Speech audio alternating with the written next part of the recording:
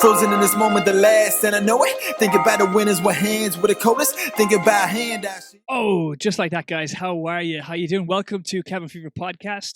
If you can hear us, give us a shout out. Give us a like there on Facebook, a thumbs up, making sure everybody can listen to us, hear us properly, because you know me and technology. Sometimes it all goes perfectly, and sometimes it all goes tits up. So you never know what might happen with us. But we're joined today. I can't wait. Honestly, I am really delighted this guy has come on because I've been watching him from afar for a very long time. We've all been watching him from afar for a very long time because he's the man with all the red boats in the bay. It is Mr. Arno Sullivan, top guy. He is the, if you want to give him the really fancy name, he's the CEO of Bantry Bay Boat Hire. He does the sea safaris as well throughout the bay. But we're going to get him on. We're going to ask him how everything is going, why, the who, the why, the how, and all that type of jazzy stuff. And yeah, I'm so looking forward to this one because I've been waiting to get him on for so long and he's just been so busy, but we've managed to sort of nail him down. We're going to be talking about his new thing he's after opening this year as well, his sea safaris. And like I said, if you're on our Instagram page there, I might have a small connection to the sea safaris, so I can't wait. I got to be checking in on somebody to make sure that he's working hard, or if he's not, he can sack him. It doesn't really bother me at all. But yeah, we're going live with him now. So if I can just click this button here, hopefully everything works. Fingers crossed. Here we go. If I click this, Aaron, can you hear me, buddy? How are things? I can. How are you? How are you getting on? I am good, brother. Thank God. See, sometimes technology just works ever so nicely for us. And it's great when it works. But when it goes bad, it's like the Hindenburg. It just goes so bad. But how's summer? Summer's nearly gone. But how's life with you anyway, man? How's things? Brilliant. No, it's everything. All things considered, it's really good. So firstly, thanks for having me on. It's a great platform to just, I suppose, share what we're about and just talk you through, like you said, the who and the what and the why. But yeah, this summer has been really good. That's great, I suppose it's been brilliant. Like, at the beginning there, say back in, we usually open in March, and we open up, say, kind of around Paddy's weekend, and we run into towards the end of September. Mm-hmm. And obviously for the last 2 years, that's been curtailed massively. Mm-hmm. So like leading into the season, like we were not sure really when we'd be allowed open and whatnot. So it was a bit choppy at the beginning, but we're delighted to be up and running and just taking so many people out in the bay and giving them the experiences that they want. I must say, man, I must personally congratulate you because fair play to you. It has only been 20 odd years for someone to come along and actually use Bantry Bay. Fair play. That's what I want to say from the moment that this podcast starts. Fair bloody play, buddy, because it's absolutely amazing to see Bantry Bay being used. It is the biggest asset and the most amazing asset Bantry has, and there's no other town in West Cork that has a bay like we have. And fair play to you for getting the most out of it, right? So that's the first bit of praise, or the first bit of brown nosing. We're gonna ease in. I was once told that what did I say? Flattery gets you everywhere. So we're just going to ease things in there now. So no, honest to God, man, it's professional bullshitter talker. That's all I am. But no, man, congratulations. And it's great to see the bay used. It's great to see so many kids out there in the canoes and the paddle boards and stuff like that. It's, hats off to you, brother, because it's great. You bring so much positivity to Bantry Bay. It's great to see the activity in it. And like, honestly, I can't wish you more luck than what you're doing right now, because it's fucking fantastic to see Bantry Bay. Careful now, because my head won't fit in the screen there now. You won't be able to right. Go on like that. That's all the nice things now. I'll get into the grindy bits now in a minute. But no, come here. What made you start? What made you turn around to go, right, I'm going to go into business. I hate my life so much that I'm going to open a business in Ireland and I go from there. Turn my hand at it. Like you said, agree obviously 100% with what you're saying about the bay being completely underutilized. And I suppose for a bit of background, I was born and raised in Bantry, where I live, where I was born and raised. I look out in the sea, and when I was in school, I used to do, say, sailing courses and stuff like that over in school. And I suppose definitely I developed a love for water sports through the curriculum that I was doing in school, community college. But, there was never really, for me, there wasn't too many opportunities for me to go out in the water when I was younger.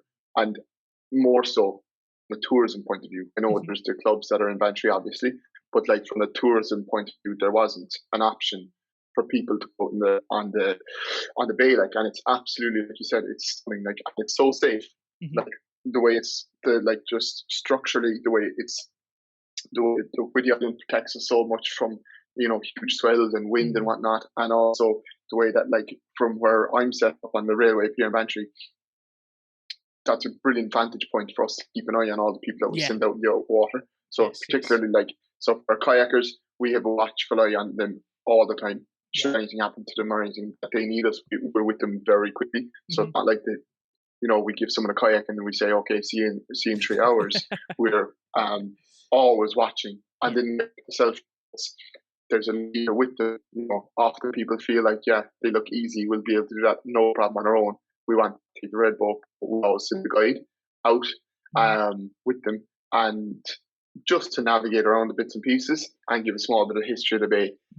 And, to point out the vantage points that are out in the bay, and kind of, I suppose, having, an inward perspective of the Wild Atlantic Way. Because if you were to, like, the way to promote through culture is like, you're roads and you're looking outwards, out onto the sea, out at the bits of scenery that you come across. And I think my angle was that, like, it's stunning looking inwards at Bantry and the Bear Peninsula and the Ted Peninsula island and the back of Whitty and whatnot.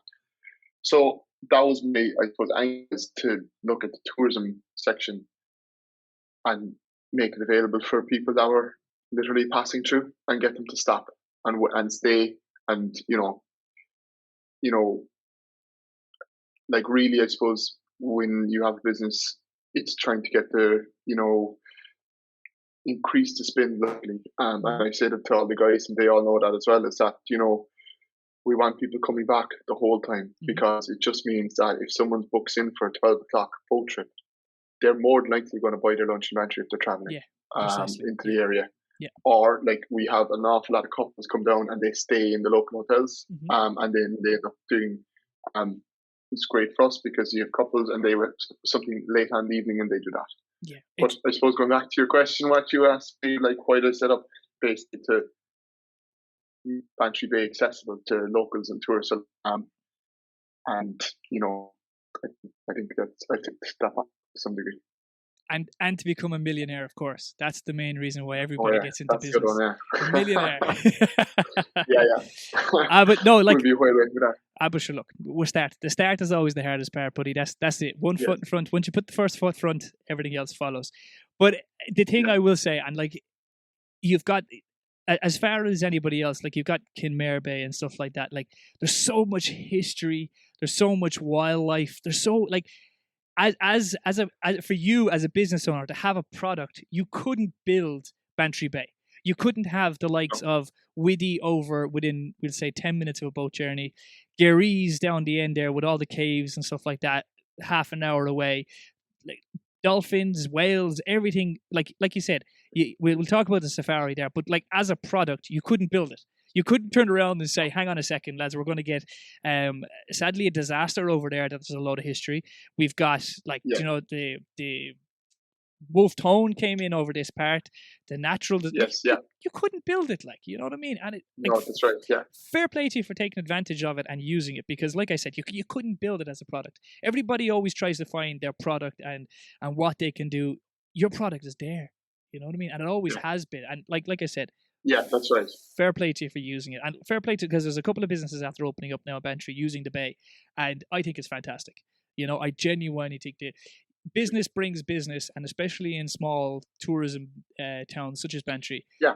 More doors, the better. More doors that are open, the absolute better. That's the way I look at it. I mightn't be the only one to share that mentality, but look, that's the way I think it is anyway. And sort of, like you said, if you come down to go on a boat trip with you might get lunch in a small cafe. You might be staying in the Maritime. Yeah. You might be doing anything at all. And, like, a penny, like, what is it? I think I was seeing, it was very weird, actually. I was, not the often time now I read quite the broadsheet papers, but the odd time I might sort of, I know, it's very, very fascinating. But I was looking at it, was it last summer when when COVID was happening and when we opened up again, for that sort of brink last summer in 2020, the revenue that came in from the Irish businesses was not too far off what revenue was back in 2019. But because it was the Irish man spending the money in Ireland, it was worth triple to the Irish economy, you know? Okay. Yeah. And that's huge, like, you know what I mean? Like even our numbers going from, as the Exchequer, from was it August 2020 to August 2019, there wasn't much in the difference. But it was worth triple to the economy because it was all local money, you know what I mean? Like the money just circulating. Circulating.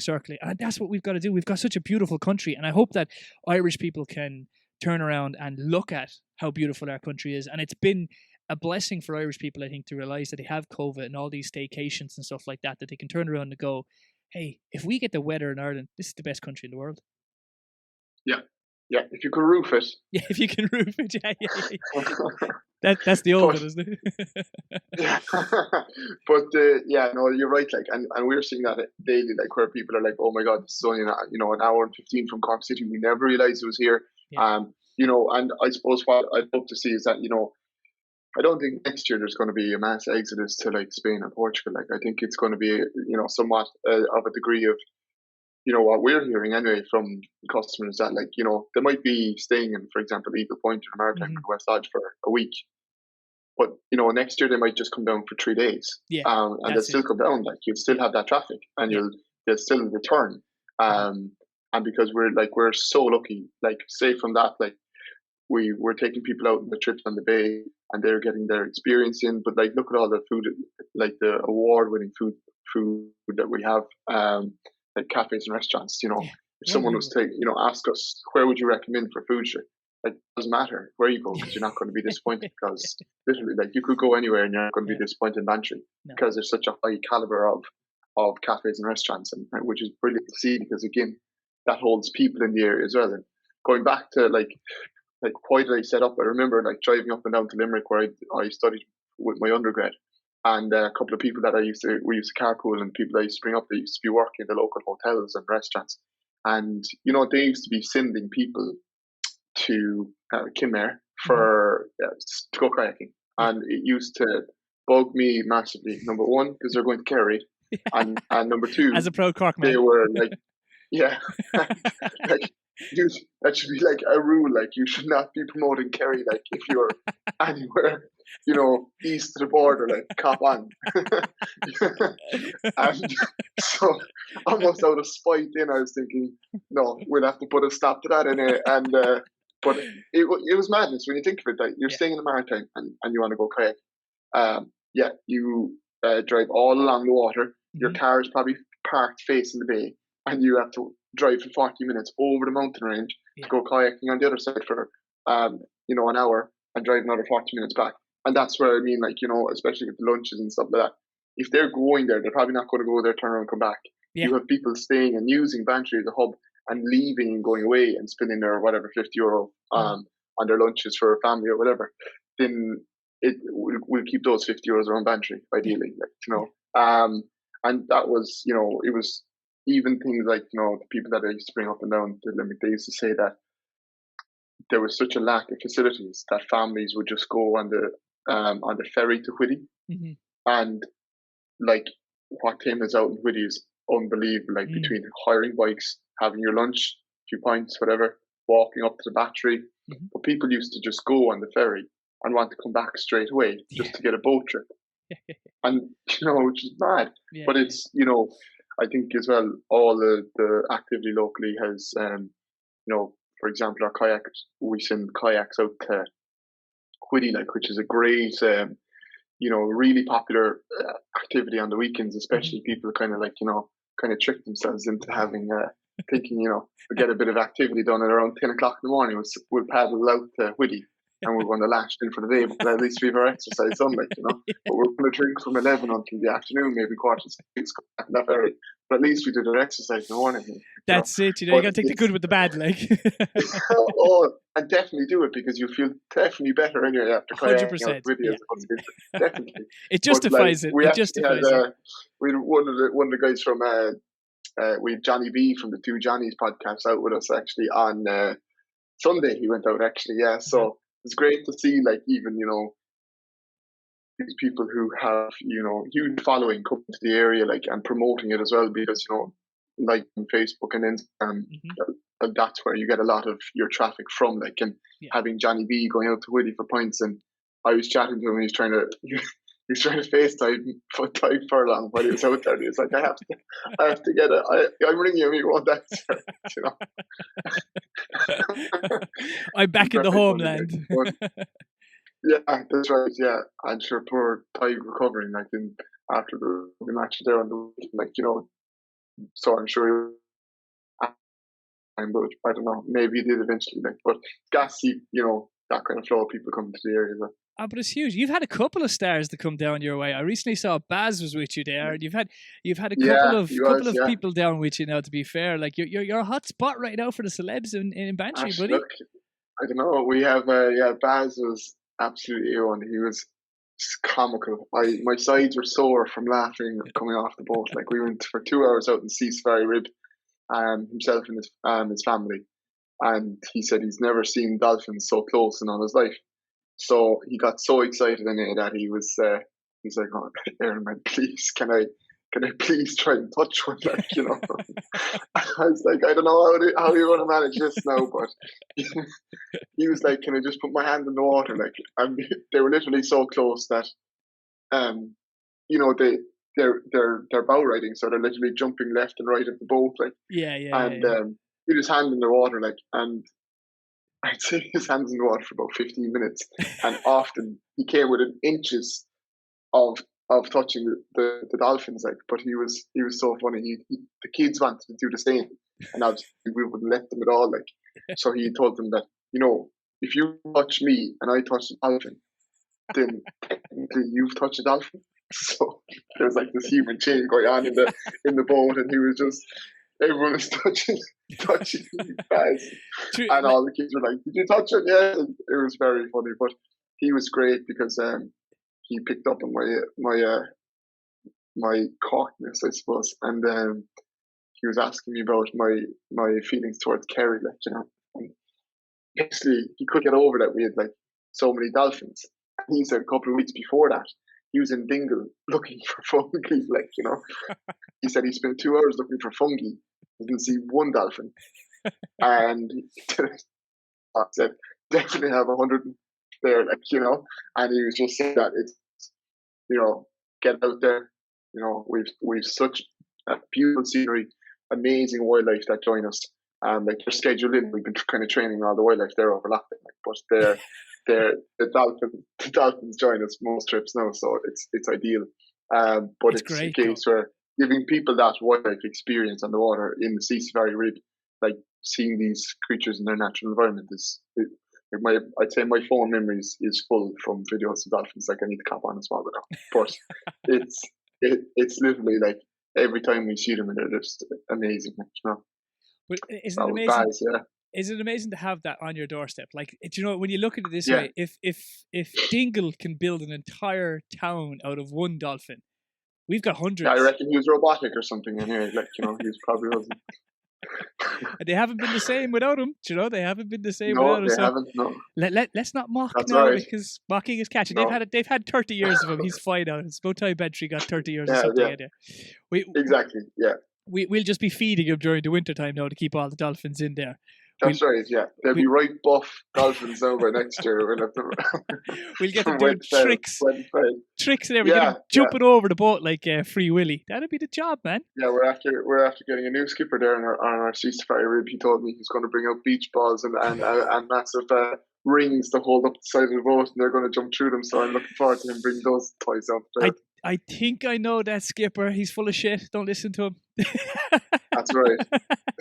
Full of shit. Don't be listening to him. He's my dad, of course. Everybody who doesn't know, my dad is the new skipper on the safari. So go out there. He'll definitely get you wet because he loves the water. Now, in fairness, no, like we were talking off air there about him doing it, and it's fantastic. He loves it. He really does love it. I never thought that he would love that type of interaction with the general public because he's quite a quiet old soul, my dad. But no, he's loving it, and he really is loving it. Like he's finding it great. He's at home. Yeah. He's at home googling now what type of jellyfish are in the bay and what type of dolphins, and he's learning all the birds. And no, he is, in fairness. He is enjoying it. Yeah, no, so yeah, that's good. No, he's A1 in fairness. It's great to have him on board because it's with someone in our we've an unbelievable team that work below on the pier, and to have someone with his experience is just unbelievable. Like, you know, there's very few people around with experience like that. So having someone like that at one of our boats is just, you know, like, you know. I know. But like the team is brilliant, and I'm so proud of them that like they are talk about adapting. Like, if you want to see adapting, the guys that are working on the pier, what they've done in the last month is absolutely phenomenal. Like, they have the hours that I roster, sure, makes no odds because they're there late, they're showing up extra early. They're getting everything done. We're going through huge volume in the last month in particular. And they've talked about step up to the challenge, especially now, like it's trickier with COVID. You know, with reduced slots for especially boat hire and stuff like that. But like, you know, going through so many people from the public, trying to keep your you know, your COVID policies and stuff like that, everything, and keeping our staff safe, keeping all the other customers that use our resources safe. And they've been phenomenal, like, and they've been just excellent. And but they just adapted as they go. And you know, there's been moments there in the last 2 weeks, definitely, where it's just been mayhem. But everyone that's been working, they've all been able to make sure that all the customers stay safe, no matter whether it's COVID related or water related. Huge volume of people coming through our doors, basically. And, you know, that they're still able to deliver such a, like, you know, excellent service from what we're hearing from the customer's point of view. Yet it's been amped up massively. Like, and we've had to hire, you know, 2 weeks ago there, we had to hire another guy to jump in and help us out, because that's just been the nature of the summer. It's been very busy, and I feel that it's been the same all around town as well. Like, it's been wonderful in Bantry to see it. Like, I've been down here. I came down when I was 6, so I'm 33 now. So what's the maths on that? You're a teacher, 27 years, right? You're the teacher, yeah. That's why you're making a fare and I'm here talking in my basement. But this year and last year, I can definitely this year, 2021, sorry. Bantry is, you can drive through Bantry now and it looks like a place to stop. Everybody in town, all the businesses have upped their game, whether it be from selling teapots to like gourmet food, the hotels, everybody has stepped up. And do you know what's fantastic as well? Even how hard it is to get staff right now across all the tourism sector. That's the thing. Everybody is getting there. It almost seems like, and I've said this before, it almost seems like we're all in this together, you know? Like what's the old saying? The rising tide raises all boats. I feel for once, and I'm probably going to get in a lot of trouble for saying this, but I feel, and I will be contradicted. Someone will come onto the podcast in about 6 months' time and say, "Do you remember you said that about Bantry?" I genuinely feel this is the first time in Bantry that everybody in Bantry is working together for the overall goal. And that we're going to put Bantry on the map this year. Because every single business, like I said, whether it goes from selling teapots, cups, spoons, everything, everybody's up their game. And it's so wonderful to see Bantry busy. You drive through Bantry now and you go with all the outdoor dining, and I know there's the hassles with the staff, with the outdoor dining and stuff like that, and all that type of jazz, right? We'll take all that out of it and just for what we have right now. It's amazing, man. Bantry looks like a place to stop. You could not drive through Bantry now and go, it's not worth a stop. You have to stop in Bantry. Yeah. You know what I mean? There's life out in the bay. You come in there by the graveyard and you see the bay, you see all your boats out there, see other people using the bay. You come in, you see, you know, the brick oven, the snug, the quays, everything along there, everyone outdoor dining. It would make you want to drive through town rather than keep going to Glengarriff or keep going to Kerry. Yes, yeah. It's fantastic. Yeah, you're exactly right. I what you're saying is I 100% agree that there's this massive energy, I think, now in the town. Like, literally, as soon as we're given green lights to reopen, even like what's been done like locally with like outdoor dining and stuff like that, and everyone like rowing together, and you know, just ensuring that if you're 50-50 and you're driving through Bantry, you should stop, because even outside there, like say up past Paddy Powers, the wooden structure there for the outdoor dining is beautiful, unbelievable. And even outside the brick oven as well, from the brick oven up to the quays. Like just seeing that busy the whole time is such a European feel as well. Like that people outside, people enjoying themselves, and And then you keep coming around the square there. You've got the Bantry Bay with all there outside there. You got O'Connor's. Like there's O'Connor's as well. Yeah, there's so much and really, going on. Yeah, it's not thrown up overnight kind of job at all. Like it's tastefully done and it looks well. Which even adds to it as well, so I think it's like you're saying, it's the rising tide, and it's just a massive energy that's around town, which is brilliant to see, and long may it last. Yeah, man. Like I said, I really, really hope. Like I know the winter comes and everybody gets quiet and stuff like that, but I really hope we kick on for 2022. Like I really hope Bantry kicks on for 2022 because. Maybe being a small bit biased, but we've got what other towns would kill for. You know what I mean? Like if we were, if this town was in Kerry, as this close, you wouldn't be able to get into it. You have to book 5 years in advance. You know what I mean? Like them Kerry, Kerry feckers, they can sell. I'm telling you, they'll sell anything at all. I tell you a story. I was over in where was I? I went to Clarny to see a friend of mine, Pat Gill. He used to be the manager of the West Lodge. And I brought my small one over with me, and Aoife came as well. And we decided we would go to Mucker's house. It's absolutely beautiful there. Okay. But she's only 2, and she just loves all animals, regardless of whether it be a lizard to an elephant. She just loves animals. She has this thing. I love animals, so she must have got it from me. Aoife just hates animals. I don't know where Aoife doesn't like cats, dogs, or anything. Like just anything with 4 legs, 2 legs. Aoife barely likes people at this stage, right? So I know she's not watching this, so that's how I'm getting away with it. Or else I'll get it. Or else she'll switch off the Wi-Fi upstairs and go, "Why did you say that about me?" But no, unplug. I'm very honestly, and I'll say this now openly. I'm a very lucky guy. I really am. But we took him over to Mucker's house, and they have the horse and carts there. And so we were there anyway, and of course my little one saw the horses and straight over, right?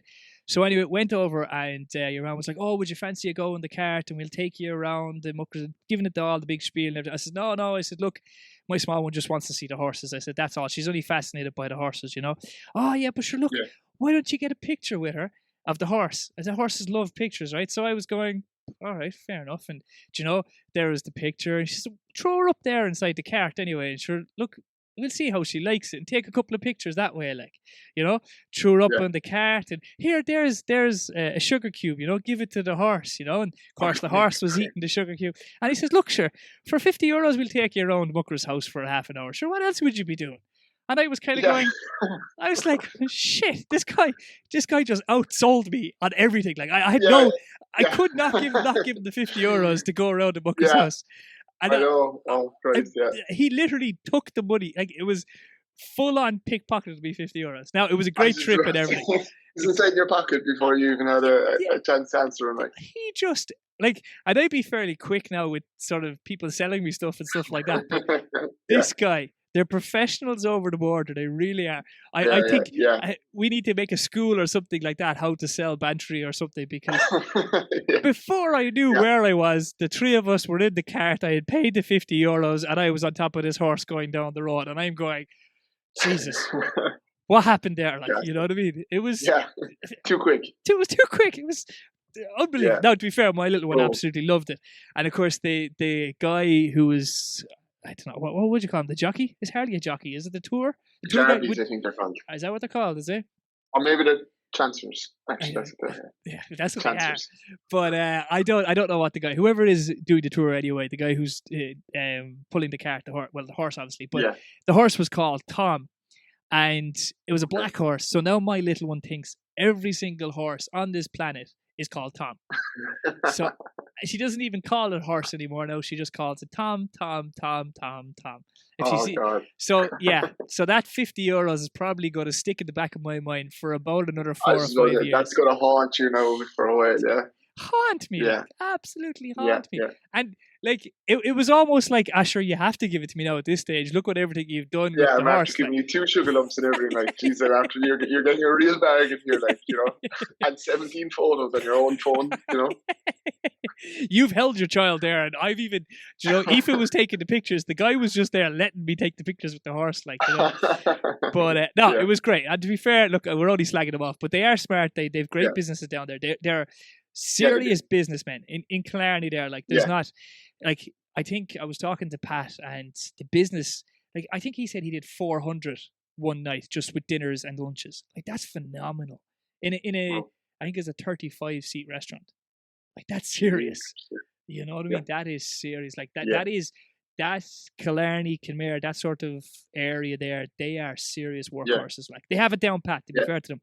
Like, you come off the plane in Dublin Airport and you see Kerry. You know what I mean? They have it down. To be fair, we're only jealous. That's the only reason why we're talking. So, sure, 100%.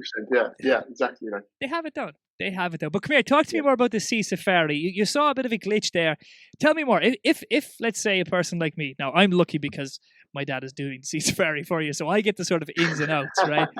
But let's just say the average person goes down the sea safari. Where do we go? What happens on the sea safari? So tell us all about the sea safari, because I know I suppose, you just launched this year. Part of my business plan always was, you know, start with small boats, get bigger boats, and eventually. And I suppose when I did start out the business, I was only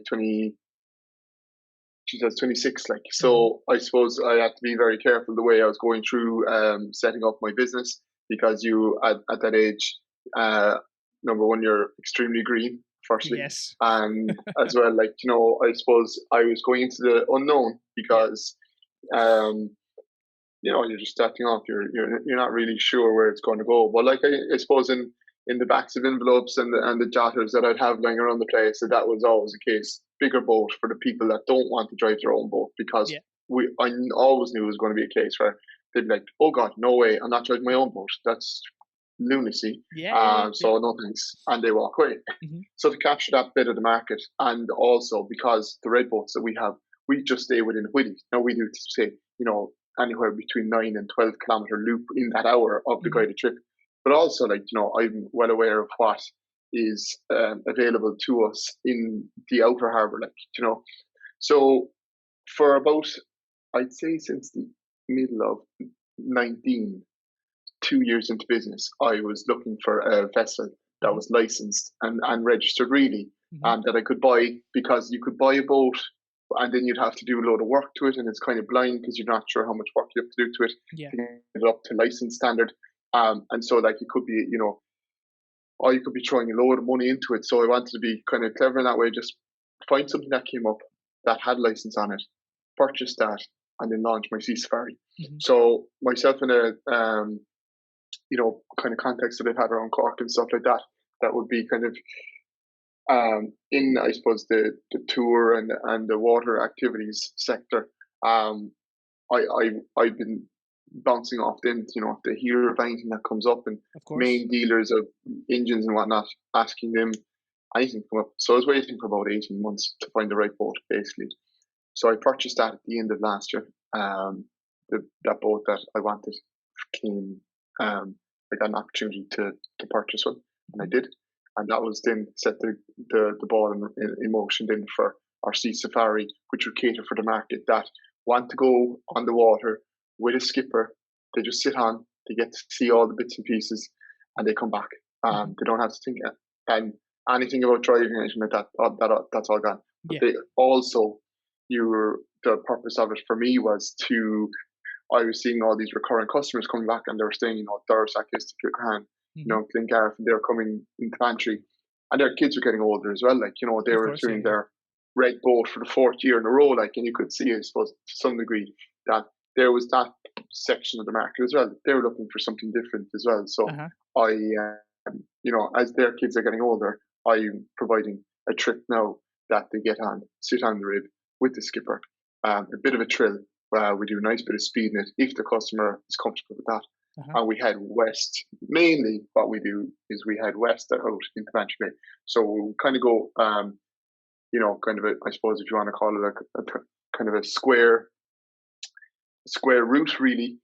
We'd head out past the beaches, all the ways out towards good bit out towards. I think I've got your boat there now. That's the one, the Rambler. Yes, the Rambler. That's it. The one. So we have like it seats 9 people. Mm-hmm. But we go out west along, then we kind of cross over then from Sheep's Head onto the Bear into that. We come up by Adrigal, and we come up then to Glengarth, and we come around the east point of Whittington. But that's kind of the area that we cover. Right? So it's a significant distance, and like you see plenty of wildlife. But we have the sea caves as well that we bring people into. Yeah, talk to me about these sea caves, because I never knew about these sea caves. Only, like I said, that's right.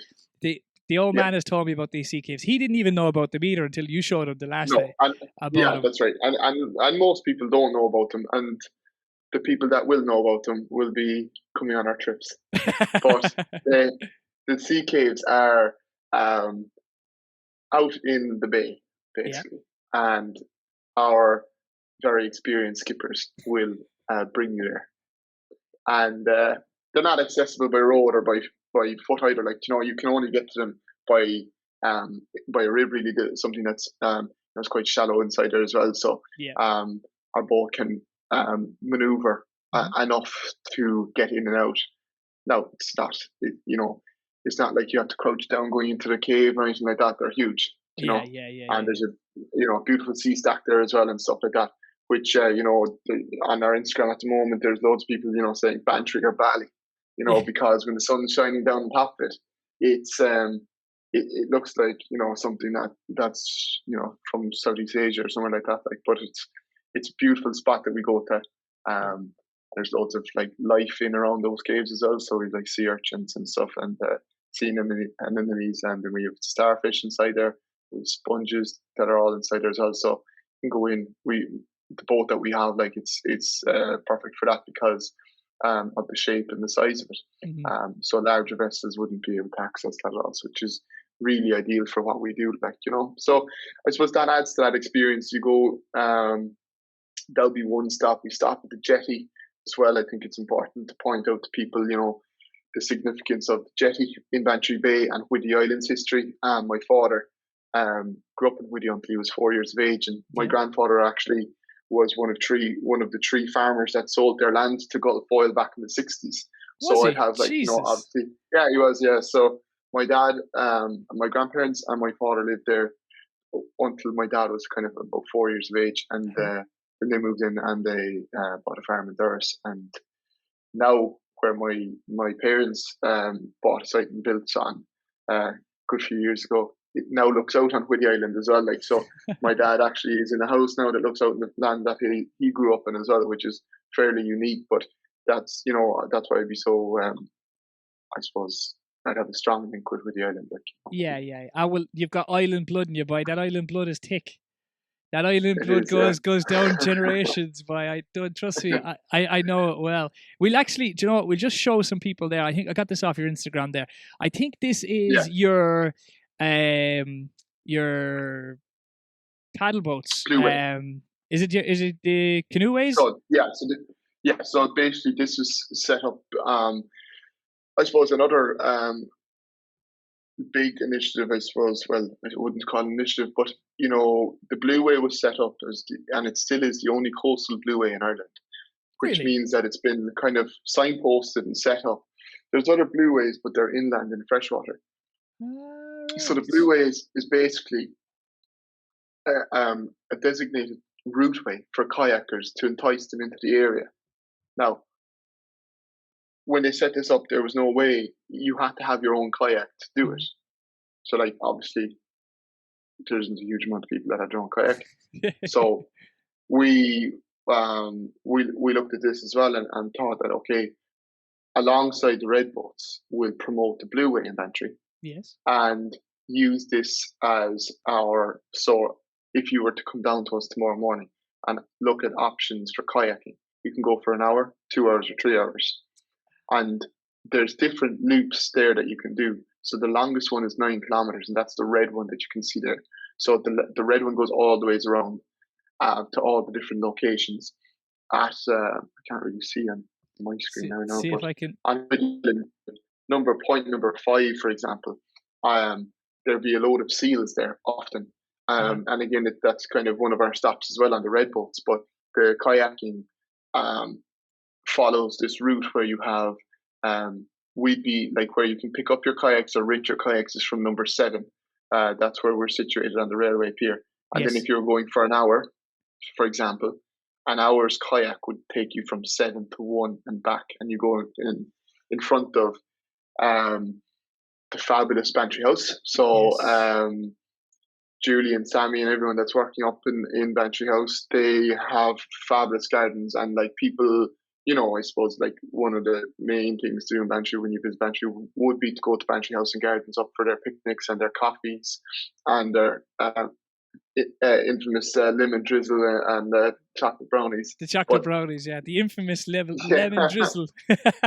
we're all aware of them lemon drizzles. To be fair to them, like they are serious. Yeah. So they, you know, people come, they end up coming down, I suppose, and seeing that from the different perspective. You know, looking at Bantry House from the water is stunning, and people do that when they're going kayaking on the Blue Way from 7 to 1, which would be the Abbey Beach, and then back again. So that would be your 1 hour, and then the 3 hour would be for the full loop, which is 9 kilometers. So it's like that's a long trip in a canoe, though, especially for just the average person. That is going to take. It's going to take an hour to get. Well, it's going to take a good 20 minutes to try and get used to it, to get it going in a straight line, some bit anyway. Like, you know. Yeah. Well, like the kayaks that we use, they're really, really simple. Like they're not like they're sit-on tops, so they're very easy to navigate. So we give everyone a little safety briefing at the beginning, and we, you know, the do's and do nots, I suppose, and we set them off on their way. But all the guys that are working down the pier, they will decide the route that your average punter is going to take, depending on the sea conditions and the wind and the weather and what's expected. So that takes all the kind of, you know, the experience counts. The risk, out of planning a trip on the water if you have not a clue about kayaking, which is, you know, I suppose part of what we offer. Yeah. And you can just come down €15 per hour, and then everything else is looked after by us. So like, and then the fact that there's safety, then, you know, if you were to, you know, there's safety signals if they need us. An example of someone needing our attention would be, you know, maybe someone that's not very active, they might, you know, hurt their back, for example, or they might strain a muscle, or their shoulders might be sore and they want to come back. Yeah. So the boats that we have on standby, just to give you an example of our, I suppose, response to our customer and making sure that they're safe at all times. So if someone wants to stick up their paddle and hold it up, and we see that as a kind of like, oh, we need your attention. Can you come up and get us? Yeah.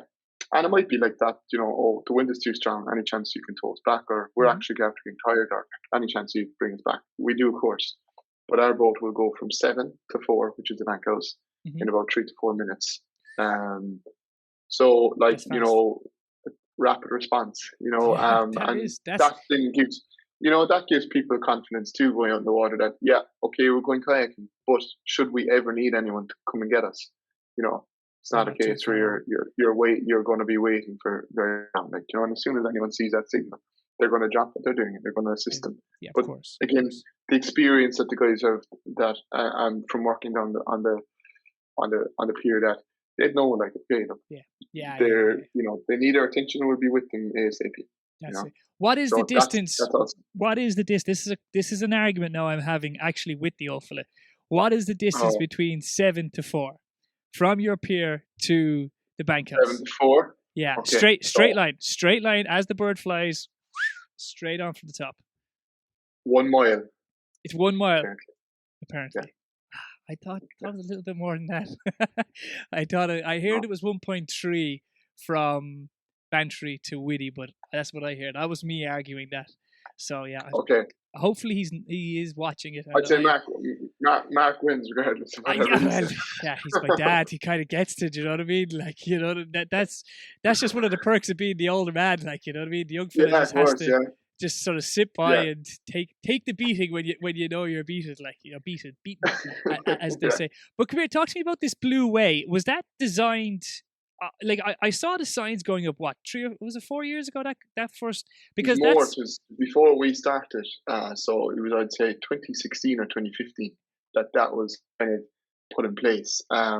And there was a number of governing bodies that were in charge of implementing it and sort, basically designing the route. And there's these lovely waterproof maps that come with it as well. And we get a stock of them every now and then as well, like to give to people. So people that are going out kayaking, particularly if they're doing the 3 hour, we give them this waterproof fold-out map that they can take with them. But also they'd be taking a form of communication with them as well as, we're not giving them a map. It's not like, a treasure hunt, try and find your way back here, like kind of job. It's more information about the area and whatnot. But yeah, that's kind of like what would the Blue Way was. And it, I suppose to encourage people into Bantry to use kayaking, to use the inner harbour. I never copped that. I remember it being built, and I was going, oh yeah, that's just for the kayaks, and you're kind of going, yeah. I never knew. But you know what? There was a fair ignorance about me because I never copped it. You know what I mean? But how simple is it? I'd imagine that goes. There's one on the other side of Cove, past the Beguine Walk. That's the same. That's right. Same sort of thing. There's actually they're all like a signpost. Structures. Yeah, that's I suppose what's outside our hut. Like you'll see this rectangular board and stainless steel poles. Usually they have flags on them as well, but I don't know what the kind of fallout was or who was in charge of promoting it. We kind of slipped in there to promote it, but like I don't know, is it Canoeing Ireland or Falls Ireland or whose remit does it fall under? I'm not too sure, because even the printing of the actual maps and stuff like that and the flags is really nice flags that should be above each of those Blue Way signposts. But for everywhere you see those numbers, those 7 numbers, there is a sign there. There's one on the airstrip as well, down by the beach, and there's one kind of on the north shore of Whitty. Just if you're walking along the airstrip, and you kind of look, if you're looking at the bank house, and it's to the west or the left hand side of the bank house, and in a little cove, directly across from kind of the car park in the airstrip. So that's one of the stops as well, inside there. And there's one outside the bank house, and there's one further than east than on Whitty Island. So there's actually 3 on Whitty. Not just Baz has made it too. I'm flicking through your Instas there now. You've got quite a few celebs now. Hang on a second. Let's see if we can get this. We've got our local basketball team supporter as well. Hang on. There we go. Can you make that one out? That's right. Yeah. I've seen that photo before. Actually. Do you know Mrs. Blurred Lines herself? Yes, it always helps. That's right. And Zebo, he's made an appearance as well. I saw him somewhere. He couldn't go out. It was actually too windy. He was came down from Cork and he was going out in the red boats, and unfortunately had to cancel. But he's a class act, to be fair. Serious player, to be fair to him. For the size of him, he's just the average man, to be fair to him. But he can go like back in something online today. He's back tagged out today now in Munster gear. I think today was his first day back from racing. Which is great. Great to see Irish people back. So. Yeah, it's great to see Irish. Yeah. So keep the Irish boys home. Now, fingers crossed. Yeah, keeping them here, and also possibly seeing him in action. If stadiums can open up, back in maybe Independent Park or Thomond Park over a season. For those who are watching, we have to kind of describe Whitty to people, because it's great. We all know what Whitty is, right? Locally, Whitty is an oil terminal that was made back in the 70s, the early 70s. Was built in 66, 67. Was it built in 66, 67? With by Gulfoyle. Gulfoyle made it. And what they did was basically, they used it as a holding station, wasn't it? They just basically stored all their oil there. There's, how many tanks there? There's 10? Am I right with 10? 15. 15. 15 tanks in total. Talking to someone there recently, actually, they're on and off. They're in charge of, they're a safety officer that go out. They go out to the ships that come in, but he was just telling me a bit about, even last week, for example, what came in. was there was one boat that came from India, a tanker, 270 meters, so 2 decent football pitches in length, and basically that crude or that oil tanker took away from Hoodie 120 million liters of aviation fuel, out of basically a tank and a half of what's on Hoodie, and brought that back to India. So I don't know if you're ever driving to Glengarriff and you're looking out into the bay, you'll see where the ships tie onto. It's called the SPM, the single point mooring. The yellow mooring in the middle of the bay. Yeah. So that's basically like where the boats tie up onto, but also where the attachment for the hose that runs along the seabed. So it's hooked onto the oil tanker, and then basically either pumps in fuel to the ship or takes out fuel from the ship. But the pumping rate, just for example, just to kind of look at the quantities of what actually happens on Woody, the pumping rate of that SPM is 2 million liters an hour. 2 million liters an hour. Liters per hour, yeah. So the ship that was taking the fuel, which is kerosene or aviation fuel, basically, back to India, was tied up there for 60 hours to get the 120 million liters out. And while that was happening, there was a Russian ship with unleaded on it out by Bear Island waiting to come in. I saw them two ships. I saw them 2 ships coming in and out. They were huge. Like, they were big tankers. Like, you know when you see a big tanker, when they look big in the bay. That's how you know you see a big tanker. Like, because Bantry Bay on the other side of Whitty is huge. Like, yes, yeah. But if you're on the sea safari now, you'd see like maybe 7.5 meter rib. If you were to see what they're like out in the water, they are astronomical. Like, they're definitely, they're probably an average boat at best compared to what's around the world. But see them coming in, they're colossal. Like, But while all those 2 ships were there was another ship coming from Texas over with diesel to unload 6,700 barrels of oil, basically, to be delivered to Whitty. So it's the quantities out there are just nuts, like. For anyone wondering, like, with all the oil, there's no drop of that fuel ever enters the sea. Yeah, I know that they have divers that to check that.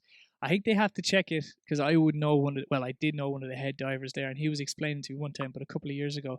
So I probably will absolutely murder this now. But I think when they have a boat coming in, they have to have it checked for 24 hours all along to make sure that there's no there's no leaks or anything like that. So there's 24 hours of pure surveillance on the entire pump system inside there. And for 24 hours afterwards as well, they check it all. Now there's ins and outs and all that, like, but they really do look after. And of course, for those who haven't seen, we've got what happens when things slightly go wrong with us. This is what actually. This is the.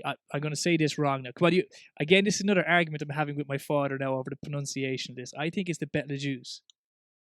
Okay, I call it the Betelgeuse. The Betelgeuse or the Betelgeuse? The Betelgeuse. The Betelgeuse, right? Well, I call it the Jews. So, and he called, maybe it's just the accents. I can't remember what he calls it now. But he calls it something similar as well. But this is what happened, guys. And there was a couple of lads lost in this too, which it basally rocked Bantry. Yeah, unfortunately. And this is what happens when things go wrong. This happened when 79? Yeah, it was 79, wasn't 79. it? That explosion was so big. I remember someone telling me that it blew the windows in the West Lodge clean out of the walls. It was so big. Yeah, possibly. I know that it shook the chandelier and everything inside there. People thought there was structural damage done to the West Lodge because of because of the explosion, and that's about probably 2 kilometers as the crow flies from the jetty to the West Lodge. And, people ended up going out Gary's that night because they knew there was something after happening. Of course. And people could feel the heat from the inferno, unfortunately. It burned for 12 hours, wasn't it? It burned for 12 hours in the water, I think. I believe so, yeah. It burned for a long time, yeah. And it was smouldering for almost 2 weeks, but then eventually she sank and had to be salvaged. And that was a 2-year operation to take her out of the water. We've got a good friend Damien coming in now, right? So he's probably sitting at home now giggling, right? We've got Damien Manonley, right? He wants to know, ask him about getting me clamped in Dublin at a rugby match a few years ago. Oh, for God's sake. You don't have to answer that. That's between you and him now. It's good old Damien. Damien, whatever about Damien, I've bone to pick with him as well because I think he was waiting for me, or maybe he was finishing off his pint of 7-Up. I'm not too sure. But anyway, about 3 or 4 weeks later, I was coming back from holidays, and he happened to be checking the passports. I've got stung by him as well, yeah. In Cork Airport. And Ellen, my partner that was there, on the way back from my holiday, didn't have a clue who Damien was. I just thought he's, an airport official. And I just said, "Oh, hi, how are you?" and gave him my passport. And he decides, while there's loads of people behind me, to say something along the effects of, "That's not the girl that was with you in Dublin 3 weekends ago." I was with 4 lads the whole weekend. I didn't even know what to say. I had a lot of explaining to do between there and getting into the car, and it was just so rushed to get the passport back and go again that the mortification set free. Yeah. Anyway, it all worked out fine anyway, and I don't believe the story that I have for it. Yeah, don't worry. I'm going to try and get Damien on the podcast too as well. So keep an eye out. There's going to be a lot of slagging coming his way very soon. I can only imagine it. I'd say I'm not the first person who's done that. Then, no, I got stung the same way. I came in from, what was it? I came in from America. I came over and he got his buddy to pull me aside. I saw him working on the other one, and he got his buddy, because of course I saw him. I sort of saluted him. And he got his buddy to pull me in and made a big song and dance. And of course, he thought it was great fun altogether. There was me absolutely sweating, think there was something wrong. Yeah, I got done. We've got Pat Levis coming in as well. He says, "Aaron, is there any chance you could approach Port of Cork to try and get some extra parking spaces down by you? It'd be fantastic for family parking. It would also help you with your business, no doubt, and the use of the Baking Walk." Now, I know there is talks of doing some more parking down by you because you're stuck in a bit of a bottleneck down there, aren't you? So we are working on that. There is talks of it, of certain developments happening along there. There's been a couple of proposals there recently in the last, I suppose, 12 months or so, about parking in that vicinity, because I suppose Cork County Council, they put in the facility of the Baking Walkway, and there's some, I suppose let's just say there's areas down there that have huge potential for parking. Yes, huge. And I suppose before, I'd say probably, the railway pier is a pier. So, alongside us wouldn't be an option or anything like that.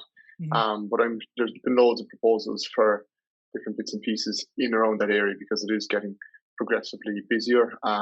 And I suppose that's a massive plus, that there's a lot of people being drawn to the water. Yeah. Not so long ago, it wasn't a very busy location, and now it's busier, which is a huge. It's a testament to your business down there, buddy. To be fair to you, it is a testament not only to your that, business. But you do have the public beach there as well. You have the public beach that people use as well.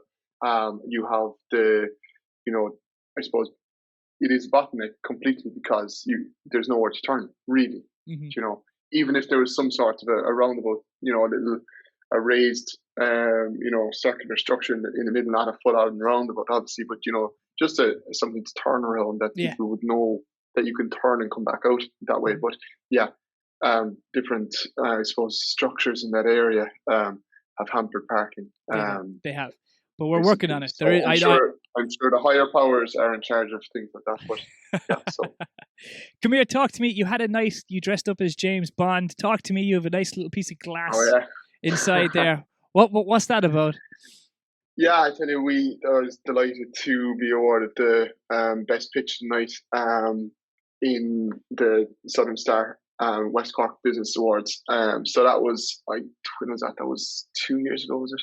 in the Inchydoney Hotel. So it was a great occasion. We were shortlisted as one of the businesses in Bantry, in West Cork. Actually, canned seafood pulled away the main prize that night, and furthermore went on to win overall best innovative business in Cork. It was a county competition, I suppose, but it was subdivided then into, like, say, West Cork, North and East. So, like, but it was a fabulous occasion. It was basically, we had you had to do daunting enough, a sales pitch in front of a board of 6 people, basically bank managers for locally. The owner of the Inchydoney was there, as well as one of the judges. There was, I think, a couple of other. There was 3 bank managers anyway. But I was awarded basically out of the 34 pitches that were made that night. That's what I got my bit of glass for, was best pitch of the night. So it was an evening. It was like, the pitch and the sales and all the rest of it was, I suppose, like a Dragon's Den scenario. But I was delighted to. There was, micro would be the category that I'm in, and whereas Cahan's, they would be on the other scale altogether. They also were doing a pitch, so I'm delighted to say that Coleman and Co were defeated by myself that night. By the man in the blue hut. Yeah.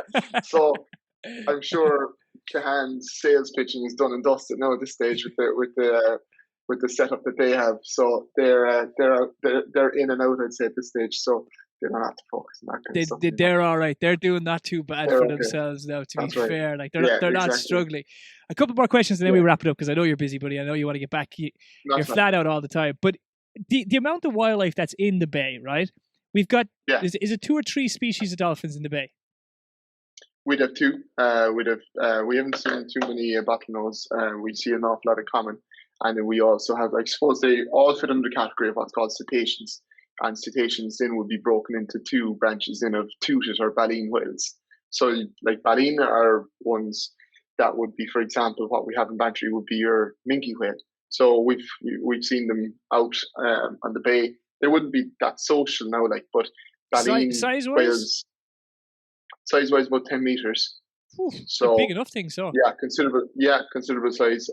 You're looking at.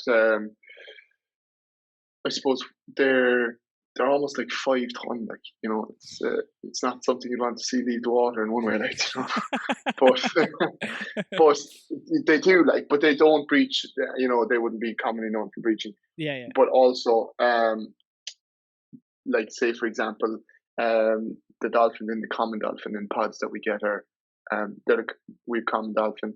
They're very social. The porpoises wouldn't be very social. They wouldn't hang around for too long around the boats like the minke whales.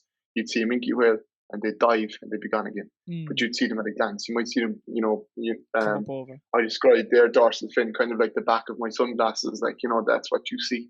It's not a huge triangle. It's kind of like that's the only way to describe it, I find, anyway. It's like the back of your sunglasses. Yeah. The piece that goes over your ear, that kind of a point. Yeah. You see that come out of the water, and then they might go down again, and you might see them for a long time. So you see them at a glance, not too regularly though, But the dolphins love the home off the motorboat. Yes. So, like, the common dolphins that are there, they have a piece in their brain. It's called a melon, and that's, I suppose, they're similar to like what would be our hypothalamus. It's the way that they kind of communicate, and they pick up on the squeaking and the clicking that they make through this piece that's called a melon. It's fluid-filled part of the brain, and there's some correlation between the hum that comes off a motorboat and that, I don't know, is it a release endorphins for them or what? But they thoroughly enjoy, like, coming alongside the boat, jumping with the boat, jumping in our waves, and following us, like, so it's called boat riding, and they're fairly good at it, which is great for all the videos and stuff like that. So we have a video up on our Instagram there recently. Ellen actually assisted me in capturing footage where we were able to drop a GoPro in while we were going alongside, and the dolphins were literally beside us. So Hold on, I think I can get this video. Does it start off with a load of whitewash to the side? Does it? Exactly. Yeah, Hold that's on. just before. So this is just example of what's beneath our boat while we're doing the tours. Let's see if we can get it and show the people at home there now. Yeah, so with probably the number of compressions there now, it's probably not the clearest of quality, but you can see them. You can see them coming in. That's fantastic, man. Look at that. Yeah. That's like some unreal, National Geographic shit. That is like, that's no bantry bay at all. Like, you know what I mean? David Attenborough there might be on this next week. You might come out for a trip.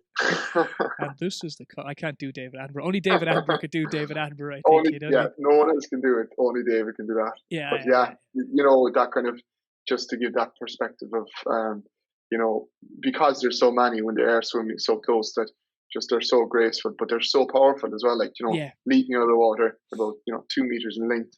But they do serious speed as well. Like, you know, we can do a nice bit of speed if the customer so wishes to on our rib, and they have no problem matching it. Like, you know, you can see them. They're just pure power. Like, they're just flapping. Like, do you know what I mean? They're just kicking like that with their dorsal or their back fin, and that's right. I was lucky enough to go scuba diving with Sullivan, and they would come down, they'd investigate what you are, and they play with your bubbles and you play with their bubbles. And I was very lucky to do this, and it was fantastic. Unreal. But as soon as they were done with you, they were gone. Like, you could turn around and they were gone like that. Like, they're literally. It's hard to sort of comprehend the speed when you're in the water and stuff like that, but they're gone. You know, like. They can do 15, 20 knots fairly quickly, going like that, like, you know what I mean? So they are serious. Then we've got Laura coming in as well. She says, this is the question I'm sure you're probably tired of answering, right? But Laura comes in and says, do you see the dolphins every day? Yes. Is that, are you going to go with a yes on that now? Because if I get held accountable saying that you said yes on the Cabin Fever podcast, I'm going to get in trouble. We have, they're rostered in to work, like the Dolphins are, like, so. No, look, Laura, to answer your question, it's their wildlife. So we would have a fairly good idea of where to find them daily. And Mark has a little whistle sequence that he has, and he puts his finger in the water and can whistle, and they come around the boat. But we do see them very, very regularly. And we're almost disappointed ourselves if we don't, basically. So we'd have a very good idea of how to find them very quickly within our trip of 2 hours. So that and I suppose what's important with that as well is that I'd be very respectful of, that's their natural habitat. We're very lucky to have wildlife like this in Bantry. Yes. So if we do find a pod of dolphins, you're never going to be on our boat trips. You're never going to be 2 hours with dolphins. Yes. Ever. And that should not be the way.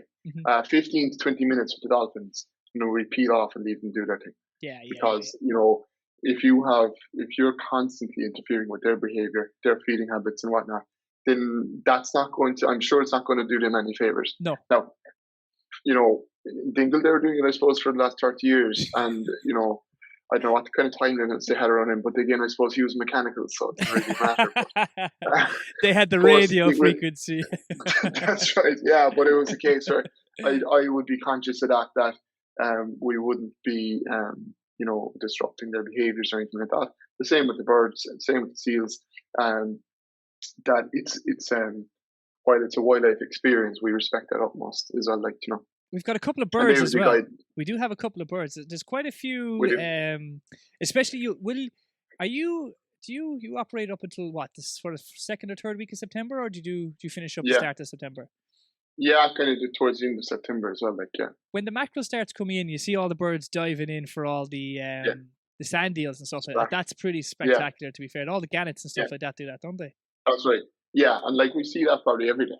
That's something we could guarantee you'd see the gannets diving. So like they're a very impressive bird as well. Like, you know, huge wingspan. They look like they've been shot out of the sky. They just hover and they stay stationary and they just drop and go straight down. But they can dive up to 10 meters to get their feed. And most of the gannets and stuff that we have up in Bantry Bay, their nesting ground would actually be down around the Bull Rock, off Thursday Cable Car. So they cover serious distance as well. But they are very impressive. And then we have other birds, which are some people out in the water often, think that there's a type of small penguin. They're called manic shearwaters. They're a lovely bird that they've just sit on top of the water. Again, would be nesting in cliff faces and stuff like that down along the coast. But you don't really see them on the shore. You just see them out in the open water. So you'd have manic shearwater. You'd have cormorants, which we see are kind of ducky divers. Ducky divers, as they're commonly known. Yeah. So we have those. And then actually, I'd say it was almost a month ago, there was 2 puffins. I've never seen puffins in Bantry, but we literally just passed them. And I was thinking they're definitely puffins, and they were, because there was other sightings of the same 2 within the next 12 hours, and their nesting ground would be the Skelligs. They really went wrong somewhere along their migration, right, didn't they? Yeah, it is. So it was it's fabulous to see that type of activity in the bay, and that's what we sell is we're selling like a wildlife experience in a kind of a speedy enough boat, so you get to cover a huge distance and get to see as much as possible of Bantry Bay and its surroundings within a 2-hour slot, like, which is kind of optimum for people really depending on their plans for the day, because we're aware that people are as they do the Wild Atlantic Way, they're like, it's often quite stop start, and they're in Bantry for a couple of hours and they're gone again, so give them the best experience in the 2 hours as we can. That's the purpose of the Sea Safari. It's timed very, very well, I will say that, like, because 2 hours for someone that has never been on a boat for is more than enough, and 2 hours for someone that's been on a boat for a long time as well is enough. You know what I mean? So like that 2 hours is perfectly timed. I will again congratulate you on that. That's a perfect time. Like it's not like you're looking at the clock going, Jesus, can I get off this? Jesus, how long are we there? Like what I mean? And it's surprising as well, like how quickly we can get back home. Like as well, like all of a sudden you're out you're up by Glengarriff, and very quickly, we won't put a time on it now, but you're back. Like you're not waiting to get back to base. Like at the end of your trip, your trip is done, and you very quickly you're back to the railway pier, going uptown to spend a lot of money to go on your food and your drinks that you're going to spend in Bantry. Come here, talk to me. You're on a small little publication tomorrow, a small radio station there. You're talking to me good friend Jennifer in Dublin. You're on the Jennifer Zapparelli show tomorrow, the Mullet Mix. So anybody who's listening, what time is it tomorrow? 10:30? 10:40. So 10:40 on 2FM tomorrow morning. You've been a great host, Terence, but I'm very nervous. God only knows what Jennifer Zapparelli said to me. So I don't know. It's for about 4 minutes, I think. That's what I've been told. I've been told very little about anything else. I know it's a brilliant opportunity to promote Bantry and our business for a national radio station for basically, I suppose, it's free advertising, man. It's free advertising. You couldn't buy it, like you couldn't buy it. Small micro businesses, it's probably not in your marketing budget to be on national radio weekly, So, but so it's. I'm looking forward to it. Yeah, so. We'll be tuning our way, listening, so you can give Cabin Fever Podcast a shout out as well. So yeah, we'll be waiting. We'll be waiting. Don't worry about your 3 or 4 minutes. We are now on 1 hour and 15 minutes. So that's how easy it is, right? That flew. See how easy it is? And you're only talking to an idiot like me, and I'm sure Jennifer's way more professional than I am. So you don't got to worry about it. About her questions, she could ask you absolutely anything. You have to get hour in the morning. Doesn't matter. No, it doesn't. You have to get the what's the voucher? What's the voucher for blue? What's the freaking? Oh, thing? Actually, someone is telling me this. Actually, she does another hour on the show. I don't know what the name of the hour is, but it's on Wednesdays, isn't it? I don't know, but it's aimed more so at adults as opposed to daytime viewing. Anyway, let's put it that way. We'll put it that way. Yeah. We'll put it that way. Right. Our important. We're going to leave you, right? But our important part of the quiz, right, is our 30-second rapid fire quiz, right? So you've got questions that you got to answer in very, very tight time. It's the most important part. You are a teacher now, so everyone's going to be watching these questions, right? Don't worry. Yeah. It's questions that I've picked myself, so they're very complicated and very hard. You only have 30 seconds to answer it, right? So we've got 10 seconds to go. But until then, Aaron, thank you so much for doing this, brother. I really appreciate you, man. And best of luck. Congratulations on your business. I'm sure we're definitely going to see more of it in the Bay, and I want to wish you all the success in the world, brother, right? But here we go. Here comes the hard part, right? Which is worse, washing the dishes or doing your clothes? Washing dishes. Chocolate in the fridge or outside the fridge? In the fridge. Which do you prefer, Coke or Pepsi? Coke. Which way do you? This is this is the most topical question we get now, and I say it every week. Is which way do you hang the toilet roll? Does it go over the top or does it go against the wall? Oh, over the top. Like. Over 100%. The top. iPhone or Android? iPhone. Favorite actor or actress? Emily Ratajkowski. You had to get that one in, didn't you? This is going to be an easy one for you. In a hotel room, do you prefer an ocean view or a city view? Ocean view. Are you a dog person or a cat person? Dog. My man. Favorite day of the week? Favorite day of the week? Friday. And bar Ireland, what's your favorite country in the world? Oh, Cork. And Cork's not in. I don't know. That's a hard one, no? That's the one that catches people at the very end. Yeah. Think about it. Quick. We've already got over a minute and a half now, so you've blown the 30 seconds out of proportion. I'll go with Portugal. Portugal's a nice spot. I do like. Did you see? You didn't see that during the week where it was Ireland, or not Ireland, Cork on the Olympic medal table. Ireland has so many medals, and then Cork has 2 gold medals. You know That's what I mean? Right. Yeah, I saw something as well. Yeah, sorry. And then the other one is for those Kerry people, you might get a spin to Dublin, but Cork people get a spin to the Olympics. I was just about to say. I saw that one. I like that one. I really did like it. I wasn't for it. Even being a dub myself, I still quite like that one. Aaron, we're going to let you get back to it because I'm sure you're very busy tomorrow getting prepped for Jennifer's show. Yes. I wish you all the best, man. I really do. And thanks. You've got such a great business. You've got such a great product. And you know what? You care about your product, which is fantastic.